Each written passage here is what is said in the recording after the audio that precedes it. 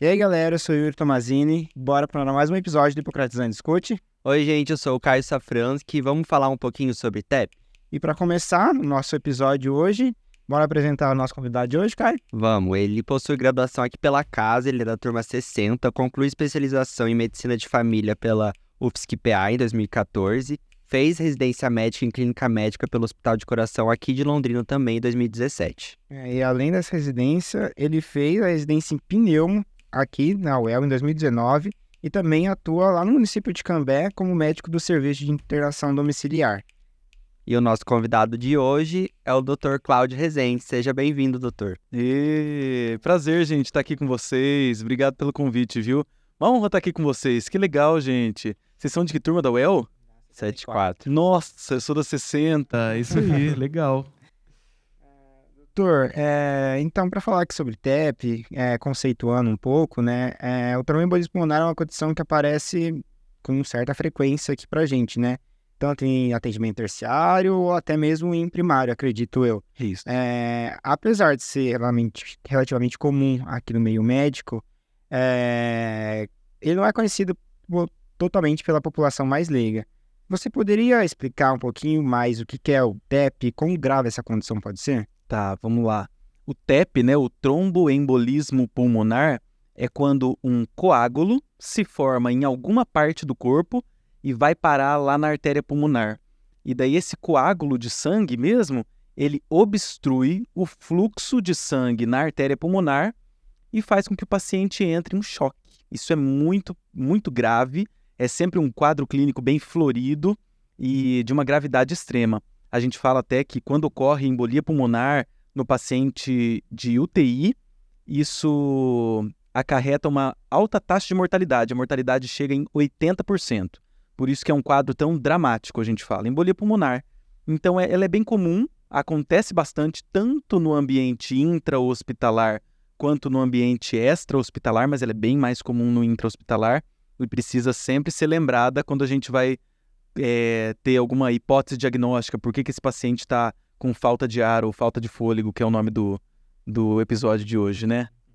E falando sobre epidemiologia, existe algum perfil populacional que é mais prevalente a TEP? Tá. Então, o TEP, ele se confunde com o perfil populacional de embolias. Então, é mais comum ter embolia em mulher, em idoso, em paciente oncológico e em paciente obeso. A gente não sabe se a obesidade entra nesse fator de risco aí pelo fato de a pessoa ser mais sedentária ou pela própria obesidade em si, o processo inflamatório que a obesidade leva. Mas a mulher, pelo quadro gestacional, pelos hormônios, o idoso, pela fragilidade vascular, pela alteração já da coagulação do sangue devido à idade, tem também a obesidade que vai fazer um aumento dessa taxa de coagulação, essa propensão à embolia pulmonar. Então, essa é a população. A gente sempre pensa assim numa mulher de meia idade, obesa, tabagista, que vai poder ser mais propensa a ter embolia pulmonar ou ter só tromboembolismos, né? E sobre a fisiopatologia da TEP, sabe-se que ela está bastante associada com a trombose venosa profunda, né? Isso. Quais são os fatores de risco para a trombose venosa profunda e, por consequência, para a TEP? Então, vamos lá. ProTEP. A gente tem, para TEP ou ProTEP, né, tanto faz, a gente tem, que já é conhecido desde a década de 80, é a tríade de Virchow. A tríade de Virchow, a gente sabe que são os 3 fatores de risco que propiciam a coagulação do sangue dentro da veia. Porque o sangue ele não é feito para coagular, né, sozinho, por si só. Existe a homeostase, que é o equilíbrio, né, entre a coagulação do sangue e o sangramento. Quando a gente perde esse equilíbrio, ou a pessoa vai ter uma hemorragia, quando ela tende a sangrar mais, ou ela vai ter uma coagulação aumentada, que é quando o sangue coagula dentro da veia e não era para coagular ali dentro, era para o sangue, que é um tecido vivo, né? Era para ele fluir livremente. Então, a tríade de Virchow, que são hipercoagulabilidade sanguínea, que é também a fragilidade do endotélio, a lesão endotelial e a estase. Então, as três características da tríade de Virchow são os principais fatores de risco para a embolia pulmonar e para o tromboembolismo, para a trombose venosa profunda, né? A gente caracteriza um dos três. Será que eu já esmiuço cada um dos três? Vamos lá. Então, a hipercoagulabilidade é quando o sangue está tendendo a coagular mais. A gente tem vários fatores de coagulação no sangue, né? Fator 10, aquela cascata inteira que a gente estuda na hematologia. As plaquetas também, que são pedacinhos de célula que ajudam a fazer um trombo, um coágulo, né? E quando isso está desequilibrado, o paciente tende a coagular mais o sangue. O sangue forma um trombo, um coágulo dentro da veia. Isso não é para acontecer. Então, essa hipercoagulabilidade, ela pode ser causada por algumas outras coisas. Por exemplo, uso de esteroide anabolizante, que o sangue fica mais viscoso e o paciente tem mais chance de fazer embolia pulmonar. Outra coisa que dá hipercoagulabilidade são algumas discrasias sanguíneas. São deficiências de fatores de coagulação ou excesso de fator de coagulação, fator 5 de Leiden, proteína C, proteína S, que são algumas substâncias que estão ali naquela cascata de coagulação e que vão fazer o paciente tender à hipercoagulabilidade. Então, isso é o primeiro fator. O segundo, que é a lesão endotelial, é mais comum no paciente mais idoso, e ele é mais comum nas artérias, mas a gente também leva isso para as veias. Então, dentro do coração, quando tem uma lesão na parede por dentro do coração e expõe aquela parte de dentro que não era para ser exposta e não era para entrar em contato direto com o sangue. Quando entra em contato, aumenta a coagulabilidade do sangue e faz a propensão de ter mais coágulos também, mais trombos. Ou então as placas de ateroma dentro das artérias, né? Aquelas placas de gordura que vão fazer o endotélio ficar exposto e aumentar a coagulabilidade também. Então essa lesão endotelial também acontece bastante. E o terceiro, então vamos lá, me ajuda, é a estase. O terceiro é a estase. A estase é o mais comum e é o mais importante. A estase acontece tanto dentro do hospital, quando o paciente passa por uma grande cirurgia, por exemplo, cirurgia do quadril, cirurgia do joelho, uma cirurgia ortopédica, né? Ou uma cirurgia abdominal grande, e o paciente fica imobilizado por muito tempo. A gente costuma falar que a nossa panturrilha é o nosso segundo ou terceiro coração, né? São duas panturrilhas no organismo, porque ele ajuda no retorno venoso. E se o paciente fica muito parado, esse retorno venoso não acontece essa estase, essa parada da circulação, o sangue não flui livremente, e acontece o aumento da propensão, né, da coagulação do sangue dentro da veia. Isso dentro do âmbito hospitalar. Fora do hospital, a gente tem aquela história da viagem longa, a viagem de avião, a síndrome da classe econômica, né? Falam, na verdade não tem diferença nenhuma, né? Viajar de executiva, viajar de econômica, né? Mas a síndrome da classe econômica, a pessoa ficou sentada há muito tempo, parada, sem espaço para se mexer, para mexer as pernas, acaba que ela às vezes pode ter o sangue coagulado dentro da perna e essa bolinha de sangue vai migrar para o pulmão e vai acabar causando tromboembolismo pulmonar. Uhum. Doutor, anatomicamente falando, tem locais mais propícios para o aparecimento desses trombos? Tem. Então, assim, a gente sabe que mais de 50% dos trombos se formam nos membros inferiores. Então, ali na região da panturrilha ou da coxa, né? E são nas veias da perna. Ela acontece também nas pessoas que têm varizes, né? Mas não necessariamente. Então, quando fica muito tempo parado, o paciente ele acaba não tendo um bom retorno venoso e esse sangue, que fica ali em estase, né? Um dos três elementos da tríade de Virchow, vai fazer com que o sangue coagule ali dentro. E quando não acontece na perna, pode acontecer também nos grandes vasos abdominais, tá bom? Na veia cava, por exemplo. E também pode acontecer na própria artéria do pulmão. Uma embolia pulmonar sem uma trombose prévia, né? Uma trombose na perna. O sangue já coagulou direto ali na artéria do pulmão. Algumas vezes a gente não vai conseguir descobrir de onde veio o trombo. Se foi da perna, se foi do abdômen, ou se aconteceu direto no pulmão. Mas o mais comum mesmo é dos membros inferiores. Doutor, para ser uma embolia pulmonar, esse trombo precisa chegar no pulmão, né? Qual vai ser o caminho que ele vai seguir? Ele vai sempre pro pulmão? Ele pode ir para outros lugares? Ele sempre vai para o pulmão, porque ele tem que passar pela veia cava, depois ele tem que subir, passando pelo fígado, entrar no coração direito, que a gente fala, né? Átrio direito, ventrículo direito, e do ventrículo direito ele vai ser bombeado para as artérias do pulmão. As artérias do pulmão, elas carregam sangue venoso. E daí as artérias do pulmão tem o tronco da artéria pulmonar, e daí a artéria pulmonar direita e a artéria pulmonar esquerda. Depois elas vão se subdividindo. Esse trombo, ele vai caminhar desde lá do membro inferior, desde lá da panturrilha, passando pela artéria pela veia antes do fígado, depois do fígado, passando pelo coração direito até chegar na artéria do pulmão. Daí ele pode se instalar ali naquela artéria grande do pulmão, a artéria pulmonar, pode ser na bifurcação, que a gente fala um trombo à cavaleira, ou pode ser na artéria pulmonar direita, na artéria pulmonar esquerda, ou em algum ramo subsegmentar, segundo, terceiro ramo subsegmentar, ali da bifurcação daquela, parece uma árvore, né, que vai se bifurcando até chegar lá no alvéolo terminal para fazer aquela arteríola ali do alvéolo que vai fazer a troca sanguínea. Então esse é o caminho do trombo. E doutor, você falou que ele pode se instalar em várias partes do pulmão, né? Existe alguma propensão a se instalar mais central ou perifericamente? Ou é totalmente dependente do tamanho? Já teve um monte de estudo falando, tem trombo mais à direita, trombo mais à esquerda, mas é muito difícil, porque depende de cada pessoa mesmo e depende da anatomia. A gente vê que grande parte das vezes os trombos estão alocados ou no centro da artéria pulmonar direita ou no centro da artéria pulmonar esquerda, mas ele pode ir em toda a ramificação até lá na artéria subsegmentar, lá no pulmão. Então não tem assim uma preferência, tá bom? Ela vai até o finalzinho do pulmão.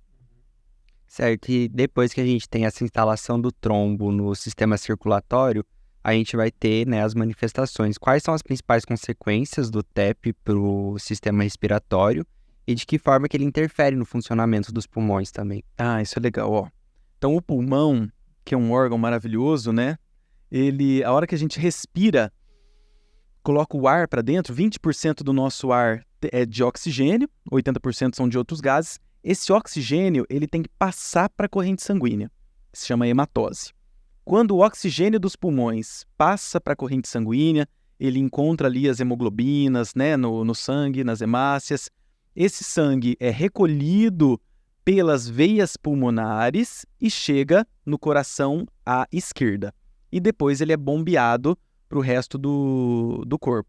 Então, para oxigenar o sangue, eu preciso que o ar entre pelos pulmões, que o sangue venoso chegue pelo sistema arterial do pulmão e que o sangue oxigenado volte ao coração pelo sistema venoso do pulmão. Quando a gente tem alguma coisa entupindo o sistema arterial do pulmão, não consegue chegar sangue venoso. Então a pessoa vai respirar, o pulmão tá bom, tá circulando bem ar, teria capacidade de passar o ar do ambiente para a corrente sanguínea, mas não chega o sangue. Então o paciente tem uma sensação muito diferente de falta de ar. Eles falam que é uma falta de ar diferente, uma falta de ar que eles nunca tiveram. Porque a musculatura e a respiração, inspiração e expiração está funcionando normalmente, mas a circulação pulmonar não está funcionando. E isso, claro que dependendo do grau do embolismo, da embolia pulmonar, do grau de obstrução dessas artérias pulmonares e do fluxo sanguíneo, depende muito, mas o paciente, se for uma embolia pulmonar muito importante, ele vai começar a ter cianose labial, cianose da ponta dos dedos, que é ficar com a ponta do dedo azulado, com o lábio azulado também, então falta de oxigenação no sangue, aquele aparelhinho que chama oxímetro, que foi popularizado agora na pandemia, né? Ele vai identificar uma saturação baixa de oxigênio, o paciente experiencia uma falta de ar muito grande, um cansaço, uma fadiga, às vezes tem tosse e às vezes não. Às vezes a tosse é com sangue e às vezes não. Mas o mais importante é que pode ter um mal-estar súbito e uma dor torácica súbita.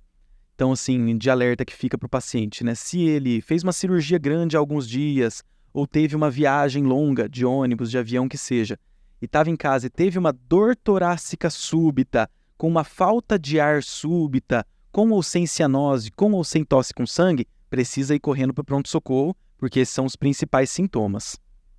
Bom, Ô, doutor, dependendo de onde esse trombo vai estar no pulmão, ele vai poder causar sintomas diferentes? Ou vai ser sempre assim? então depende. Se o trombo foi lá pro finalzinho da artéria pulmonar, obstruiu tudo lá no finalzinho, às vezes, quando existe falta de irrigação sanguínea na pleura, que é aquela capa que reveste os dois pulmões, o paciente tem uma dor torácica ventilatório dependente. Eles falam, é uma dor aqui, é bem localizada. Quando não é um TEP, uma embolia pulmonar que vai lá no finalzinho, um TEP mais proximal, a gente fala, mais nas grandes artérias, ele não vai dar tanta dor torácica ventilatório dependente. Ele pode dar um mal-estar torácico só, ou uma dor retroesternal. Os pacientes falam dor surda, dor oca, mas daí já não é aquela dor localizada, é uma dor mais difusa. E a tosse também, ela acontece nas embolias pulmonares de maior volume, né? As embolias de grande monta que a gente fala. Então o paciente, normalmente, ele não tem tosse. É mais comum que ele não tenha tosse. E existe uma relação, né, bem íntima, assim, entre o sistema pulmonar e o cardiovascular, né? Quais são as repercussões que a TEP causa para o sistema cardiovascular e qual que é a parte do sistema cardiovascular que é mais afetada? Tá. A parte mais afetada, então, é o coração direito. É o átrio direito e o ventrículo direito. Porque ele não vai conseguir enviar o sangue que está chegando pela veia cava, ele não vai conseguir enviar esse sangue para o pulmão, porque está obstruído ali aquele fluxo. Então, o paciente vai acabar experienciando um acúmulo de pressão ali no coração à direita. E isso vai causando o acúmulo de pressão a jusante, que a gente fala, né? Nas veias antes de chegar no coração. Isso é muito importante, porque o paciente pode entrar em insuficiência cardíaca aguda e ter uma morte súbita. Aliás, a embolia pulmonar é uma das causas de morte súbita. Então, o principal prejuízo é ali no coração direito, e é o mais perigoso, né? Outras coisas, assim, de sintomas, são quando a gente consegue identificar de onde veio o trombo. Por exemplo, uma trombose venosa profunda no membro inferior, suponhamos esquerdo. O paciente já vai ter uma dor na perna esquerda, um inchaço na perna esquerda, uma panturrilha empastada. Então, são esses dois os principais sintomas que a gente tem. E, doutor, falando dessa parte circulatória, o corpo vai tentar compensar de alguma forma? Vai. Então, ele tenta compensar com aumento da frequência respiratória, porque ele interpreta assim que não está conseguindo oxigenar o sangue. Então, vamos aumentar a frequência respiratória. A frequência respiratória normal do adulto é de 12 a 16 insuflações ou inspirações por minuto. E daí ele tenta passar dos 20, 30. Então, o paciente fica taquipneico, fica com uma frequência respiratória mais alta. Outra coisa que ele tenta compensar é na frequência cardíaca.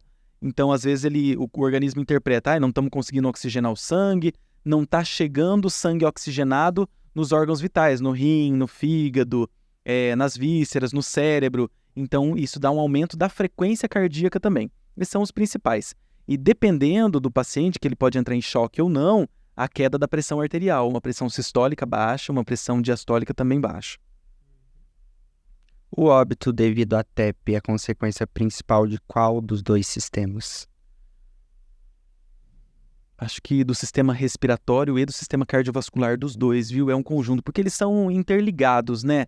Então, se teve um trombo que está ali na artéria pulmonar, é artéria, é sistema circulatório, e é pulmão, é sistema ventilatório. Então, não dá para falar que a culpa é de um sistema em si. Acho que os dois acabam entrando em falência juntos e o paciente tem essa alta mortalidade porque é um quadro bem dramático.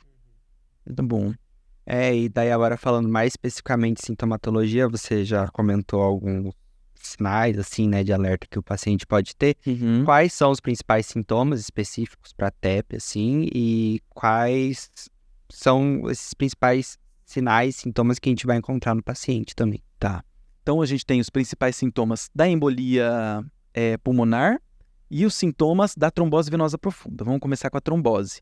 Então, na trombose venosa profunda, normalmente acontece nos membros inferiores, a gente vê um empastamento da panturrilha. Então, o paciente fala que teve aquela tríade dor, rubor, calor na panturrilha, ela ficou edemaciada e teve dor, calor e rubor. Fica mais quente, fica mais dolorida. Tem o sinal de Romas também, que é quando o paciente sente muita dor, a plantiflexão passiva. Então, eu pego o pé do paciente e eu trago o pé do paciente para cima, faço uma dorsiflexão, dorsiflexão, isso vai esticar a panturrilha dele e ele sente uma dor. Esse é um sinal que ajuda a gente, não é um sinal tão específico, mas ajuda a pensar em trombose venosa profunda.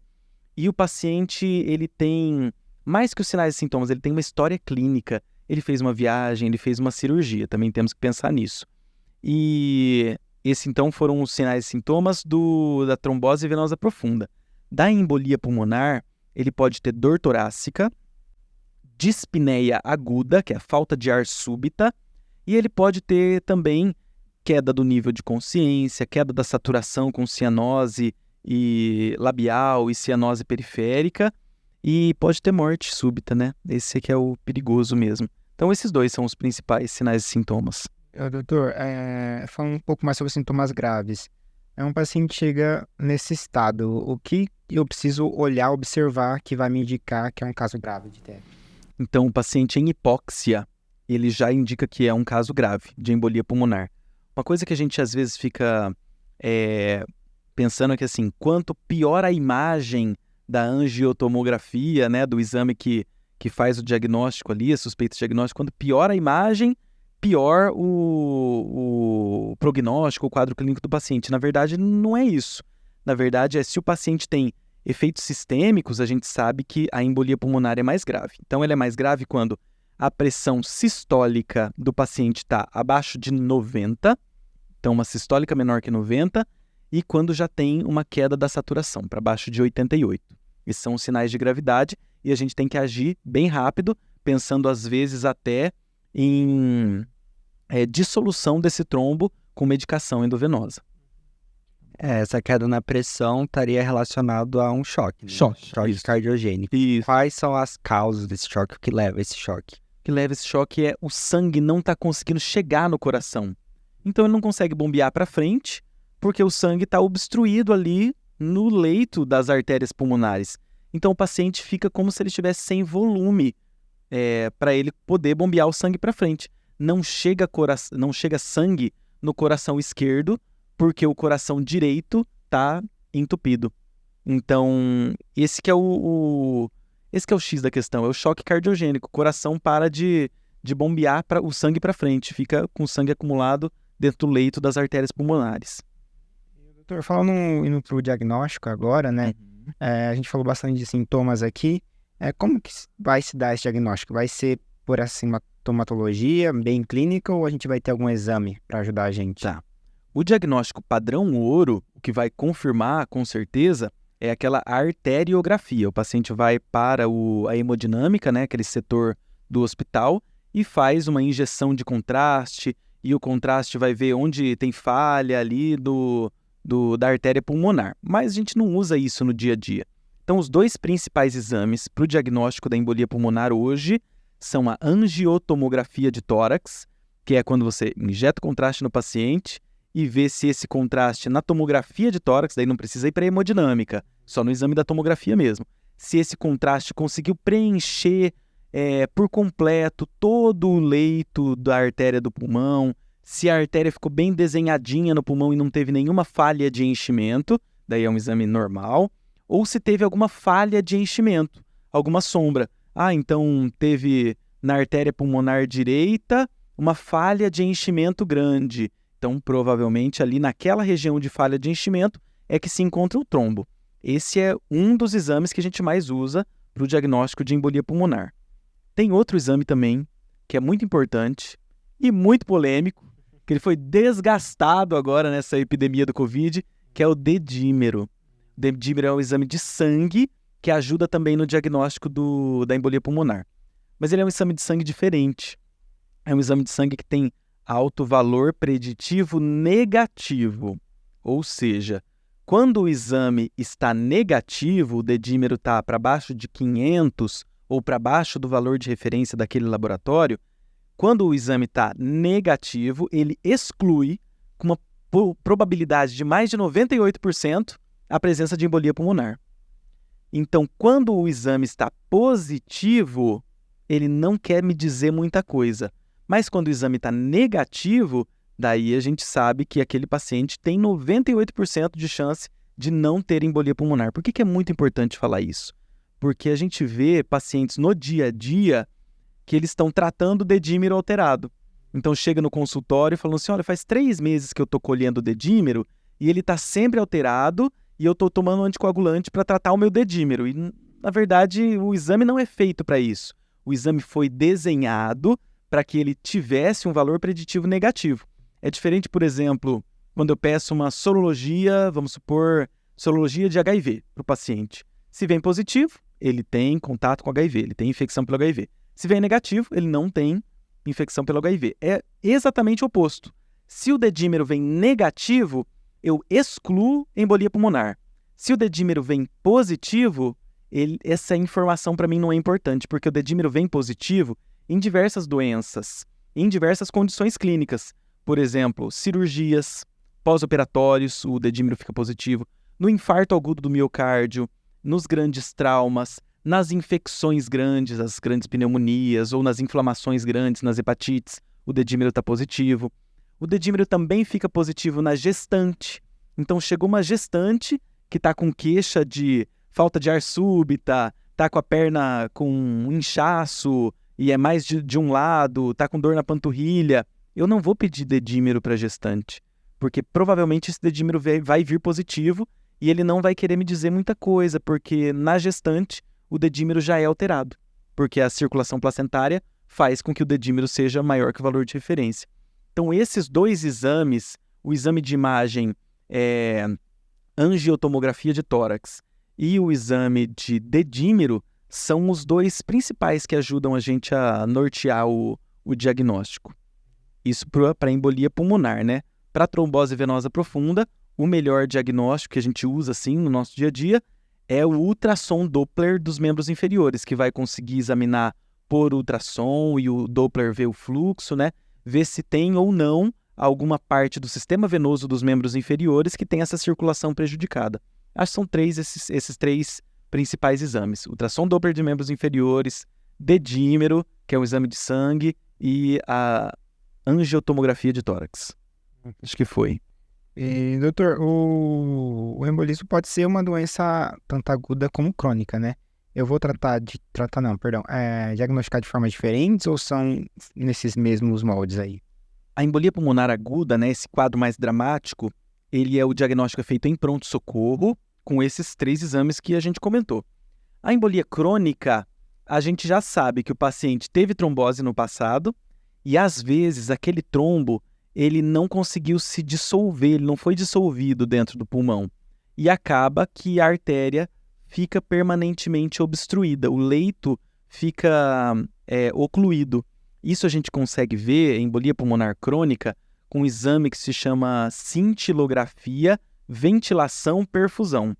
É um exame bem complicado, de alto custo, e que ele usa não contraste, mas radiofármaco. É assim, ventilação, perfusão. Você pega o radiofármaco e faz o paciente fazer uma nebulização, uma inalação. Sabe quando a gente tinha tosse quando era criança, que as mães faziam inalação nas crianças? Hoje em dia quase não usa mais, né?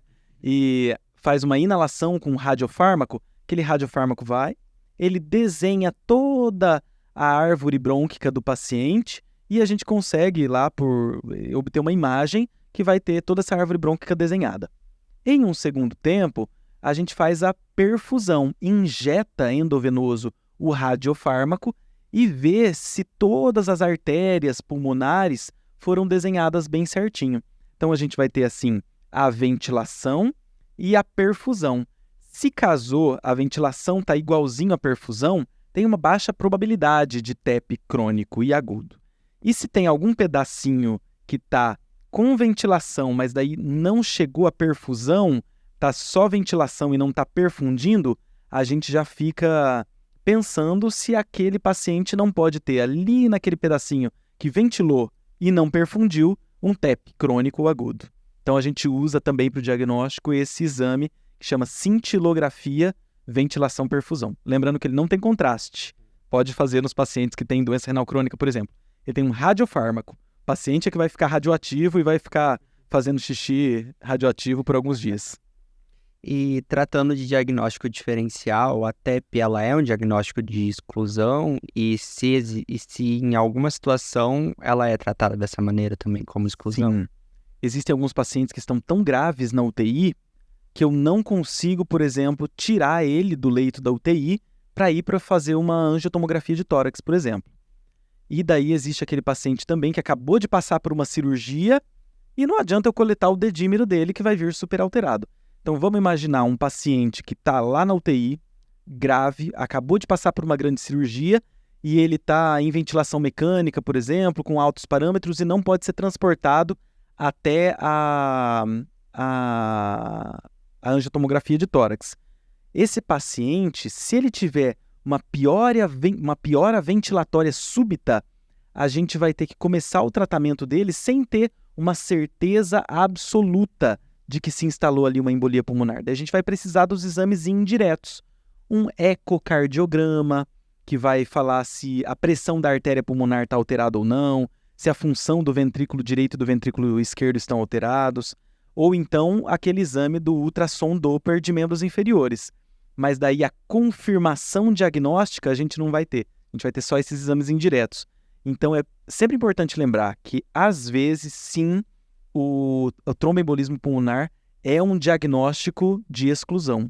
Você exclui um infarto agudo do miocárdio, exclui uma pneumonia ou uma infecção e, às vezes, aquela piora respiratória do paciente vai ser devida à embolia pulmonar. Você tem que instaurar o tratamento, mesmo sem ter o diagnóstico confirmado, porque é uma doença de alta mortalidade. Certo. Isso aí. E sobre tratamento agora, se há um diagnóstico de TEP ou então há alguma probabilidade desse paciente ter uma TEP, qual que é a conduta inicial que o médico tem que ter com esse paciente? Então, suspeitou de embolia pulmonar, você precisa ver se o paciente não tem contraindicação para uma anticoagulação e já instala a anticoagulação nele. Antes de pedir todos os exames, antes de fazer todas as solicitações de exame de sangue, Doppler de membros inferiores, ecocardio, angiotomografia de tórax, porque não é instantâneo esse exame, né? E como é uma doença muito grave, se ele não tem contraindicação, você já inicia logo a anticoagulação. A anticoagulação, ela pode ser feita em ambiente hospitalar com a heparina, que é aquela substância que aumenta a viscosidade do sangue e impede que o sangue coagula. Daí tem para cada paciente uma dose, para cada heparina uma dose, às vezes a heparina é na veia, às vezes a heparina é subcutânea. Então, para o paciente no hospital se usa heparina.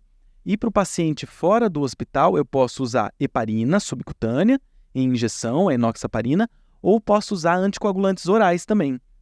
Os anticoagulantes orais, eles servem tanto para o tratamento do quadro agudo, quanto para o tratamento do quadro crônico também, da embolia pulmonar.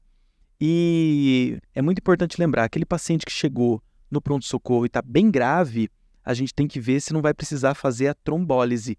Se ele está com a pressão sistólica menor que 90 e sinais de gravidade, opa, eu já penso em fazer a trombólise. Eu coloco um anticoagulante na veia dele direto, um trombolítico, na veia direto, e aquele remédio ele vai diluir todos os trombos que existem no corpo do paciente.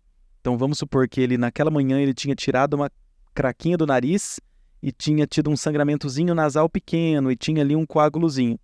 Aquele remédio ele vai lá e vai diluir aquele coágulo também. O paciente vai começar a sangrar o nariz. Se ele estava com alguma doença num dente ou na gengiva, que tinha ali uma quantidade pequena de plaquetas segurando aquele sangramento, aquele anticoagulante, aquele remédio trombolítico, ele vai chegar ali, vai diluir e o paciente vai começar a sangrar por ali também. Então, o remédio que também é muito perigoso e precisa ser muito bem indicado. Não pode ser feito na gestação, não pode ser feito em paciente que passou por neurocirurgia há pouco tempo ou cirurgias grandes há pouco tempo, por exemplo, uma cirurgia ortopédica há pouco tempo, uma cirurgia abdominal, que não vai ter como você estancar um sangramento grande, né? Mas fazer a trombólise, a diluição, a dissolução desse trombo com o remédio endovenoso, às vezes consegue salvar a vida desse paciente no pronto-socorro. Então, acho que são esses 3 principais tratamentos. A trombólise no paciente grave no pronto-socorro, a anticoagulação com heparinas, alguns tipos de heparina, no ambiente intra-hospitalar e o uso de anticoagulantes orais ou subcutâneos no paciente extra-hospitalar. Tudo isso como tratamento. E, doutor, falamos aqui um pouco sobre profilaxia. A gente falou sobre a tríade de Virchow, né? Existe alguma coisa que os pacientes podem fazer para evitar que ocorra um trombo? Ótimo. Então, tudo aquilo que vai melhorar ou diminuir a tríade de Virchow é profilaxia para embolia pulmonar. Então, se eu não quero ter hipercoagulabilidade, então eu tenho que pensar em ter uma boa hidratação, eu tenho que pensar no paciente que tem que ter uma movimentação, evitar a obesidade, evitar hormônios, principalmente as mulheres que usam anticoncepcionais, né, os métodos contraceptivos hormonais, tanto os de comprimido quanto os subcutâneos, aqueles de cápsulazinha subcutânea, quanto os adesivos, todos eles são hormonais, aumentam a chance de ter embolia pulmonar, de ter trombose venosa profunda. Parar de fumar é muito importante, porque o cigarro ele tem a nicotina é um vasoconstritor, lesa endotélio, aumenta a chance de ter embolia pulmonar, não só o cigarro branco, tá? Vape, pod, cigarro eletrônico em geral, narguile. Então fica esse alerta para o cigarro eletrônico, também causa embolia pulmonar, também pode ser causa de embolia pulmonar. E é muito importante também para prevenir a embolia pulmonar a movimentação. Então quem trabalha sentado tem que se lembrar que a cada 2 a 4 horas ele precisa se levantar, fazer uma atividade física, por mais leve que seja, esticar, fazer um alongamento, mexer com as panturrilhas, fazer aquele movimento de acelerar o carro, né? Em algumas agências bancárias já é lei que a cada 2 horas, o paciente, não é paciente, né? O trabalhador, ele precisa ter 5 minutos de intervalo para fazer alongamentos, para evitar Lerdort e para evitar também embolia pulmonar e trombose venosa profunda. Então, manter-se sempre em movimento é uma das coisas, assim, mais importantes hoje. Certo, e existe algum medicamento que pode ser receitado para profilaxia também? Sim. De medicação, a gente tem os anticoagulantes, né? Os anticoagulantes, eles são remédios que aumentam o tempo de sangramento e diminuem a chance de esse coágulo se formar. Existem basicamente 2 tipos de anticoagulantes orais. Tem os inibidores da vitamina K. Hoje em dia o mais comum é o Marevan, gente, esqueci agora do nome, só lembrei do nome comercial agora do remédio, o Marevan, que é o inibidor da vitamina K, tá bom? E tem também os outros que são os novos anticoagulantes, que vão inibir o fator 10A da cascata de coagulação. Daí tem rivaroxabana, apixabana, tem um monte. E quando bem prescritos, eles também propiciam uma diminuição da chance desse paciente ter embolia pulmonar. Às vezes, a gente precisa prescrever uma profilaxia para o paciente que vai fazer uma cirurgia, ou às vezes o paciente que acabou de sair da cirurgia, ele precisa receber uma profilaxia também. E a profilaxia, então, pode ser feita com essa medicação via oral ou com medicação subcutânea, que são as heparinas daí de baixo peso molecular que você injeta no subcutâneo do paciente. A profilaxia é muito importante sempre. Além da profilaxia medicamentosa, também tem a profilaxia de tentar diminuir a chance de estase daquele sangue na perna do paciente. As meias elásticas compressivas, né? Tem várias marcas no mercado, se compra em farmácia e em casa de material médico. E tem também aqueles colchões compressivos que você coloca como se fosse um aparelho na panturrilha do paciente. Esse aparelho vai fazendo as compressões como se o paciente estivesse fazendo um movimento de contração da panturrilha. Isso vai fazer o retorno venoso ficar aumentado e o paciente ter menos chance de fazer embolia pulmonar e trombose venosa profunda. E doutora, essa profilaxia é mais para quem já teve o episódio, tem um alto risco ou é para qualquer pessoa? A profilaxia, a gente tem que calcular o risco da pessoa. Quem tem um fator genético, tem parentes de primeiro grau, irmãos ou pais que já tiveram embolia pulmonar, ou quem vai fazer uma viagem muito longa e tem esses fatores de risco na família, ou já teve algum episódio, precisa consultar com seu médico especialista para que ele prescreva a medicação, a melhor medicação, né? Mas essa profilaxia normalmente é feita antes das longas viagens, nos pacientes que têm um fator de risco, ou antes das grandes cirurgias e depois das grandes cirurgias, para os pacientes que têm fator de risco. E nas cirurgias que oferecem risco por si só, as cirurgias plásticas e as cirurgias ortopédicas, que são as mais comuns de terem pós-operatório com embolia pulmonar. Doutor, para finalizar aqui, não sei se o Caio tem mais alguma pergunta. Não, o que é importante, então, para a gente fechar o episódio, saber sobre TEP? Saber sobre TEP.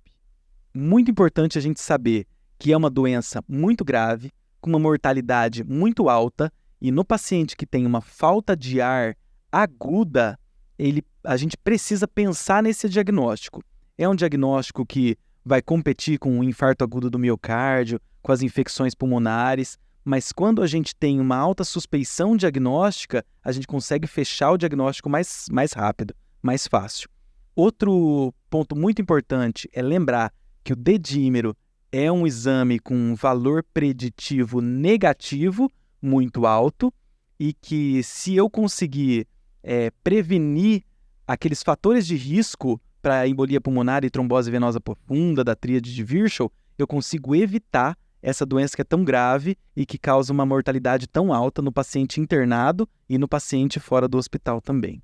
Perfeito, doutor. A gente do Hipocratizando agradece muito sua participação aqui. Foi uma honra conversar com o doutor aqui. Foi muito esclarecedor. Eu adorei, que até por uma coisa que eu tinha muita dúvida, a gente ainda não teve desse conteúdo completinho. Mas foi muito legal, muito esclarecedor. Que beleza, gente. Muito obrigado, doutor. Foi muito bom mesmo a participação hoje. Igual o Yuri falou, a gente ainda não passou por isso, então falava de TEP às vezes ali no CS. Sim. Ficava o que é exatamente isso, então acho que ajudou a esclarecer bastante. Beleza, gente. Eu que agradeço. Obrigado pelo espaço, obrigado pelo convite. Uma honra estar aqui com vocês. Valeu. Então é isso, pessoal. Espero que tenha ficado claro, tanto quanto ficou para nós, sobre o que é TEP. E até o próximo episódio. Obrigado para você que ficou até aqui com a gente no episódio. Não esquece de compartilhar nas redes sociais e marcar a gente. Até mais.